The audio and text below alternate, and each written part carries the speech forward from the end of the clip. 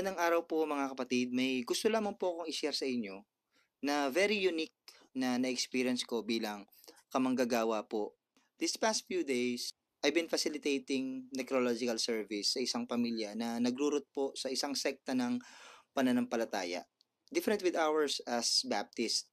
From day 2 hanggang day 5, nagkaroon po ako ng pagkakataong ipangaral po yung salita ng Diyos and hopefully, may mga taong naligtas by the grace of God. After that, nag-ask po sila na kung pwede na ako na din po yung mag-gather ng kanilang pasyam. Ano po ba yung pasyam? Correct me if I am wrong.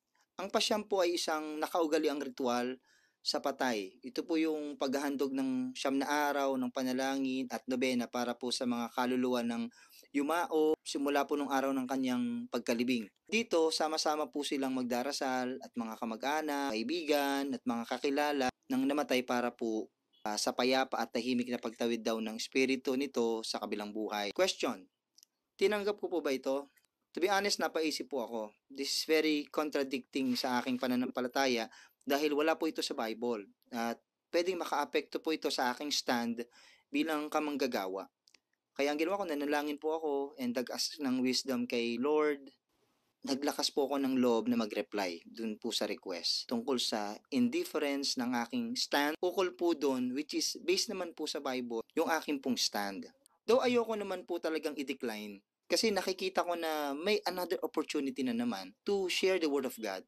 Kaya nag-propose ako, sinabi ko na pwede kong pangunahan pero hindi sa pasyam. Pangungunahan ko po ito sa isang pagtitipong panalangin para sa pagpapasalamat sa Panginoon at Bible sharing para sa mga dadalo. Hindi tulad nung nakaugali ang pasyam na panalangin at pagnonobena para sa pagtawid sa kabilang buhay. And ang tanong is kung okay lang ba sa kanila. Alam niyo ba kung anong nangyari? To be honest, kinabahan po talaga ako. Kasi feeling ko makaka-offend ako. Feeling ko parang ang choosy ko, feeling ko parang ang arte ko. Pero ang kinagandaan po nito, talagang papuri po sa Diyos. Sinabi po nila, okay lang. At gawin ko daw po kung ano yung nararapat. To make the story short, we ended gracefully.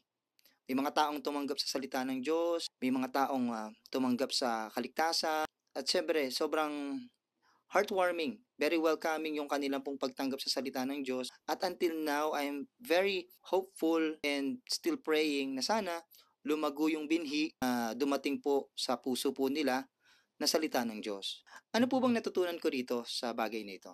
Mahalaga po na manindigan po tayo sa faith po natin. Kung dumating man po yung pagkakataon, yung awkward situation, mainam po na maging tapat po tayo sa ating salita at sa gawa. Sabi nga po ng Matthew chapter 5 verse 14 to 16, Ye are the light of the world.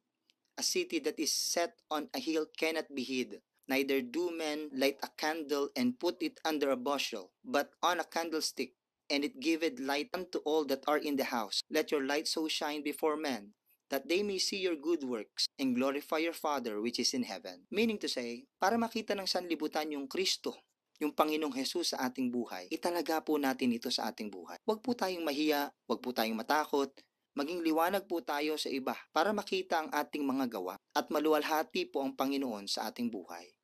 We cannot afford to compromise our faith dahil po sa nahihiya tayo at kalimutan na natin yung ating katayuan bilang Kristiyano. Lagi mong tatandaan, Kristiyano ka sa lahat ng oras. Hindi lamang sa linggo, hindi lamang sa oras na walang nakakakita, kung maging sa mga oras na may nakakakita rin. Kaya hanggang dito na lamang po, purihin po natin ang ating Panginoon, gawin po nating viral ang salita ng Diyos sa social media.